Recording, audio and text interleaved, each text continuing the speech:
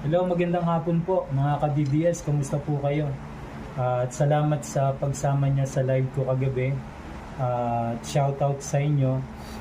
At ngayon ay magbubunot muna tayo ng nagtatanggal ng balahibo ng alaga natin. Ito yung makulit kagabi. Nagtutulak ng ring light ko at saka hinahatak yung cord ng mic kaya pahinto-hinto ako kagabi. Gustong magpalabas. Ngayon ay tinatanggalan ko ng balahibo kasi pag hindi mo tinanggalan to, magliliparan to ng pusa. Ayan, may lumilipad-lipad at makalat sa bahay. Kaya pag ganitong aso yung alaga, matyaga dapat. Kailangan ay masipag magtanggal ng kanyang balahibo. At hindi maiwasan na maraming kalat, pero ay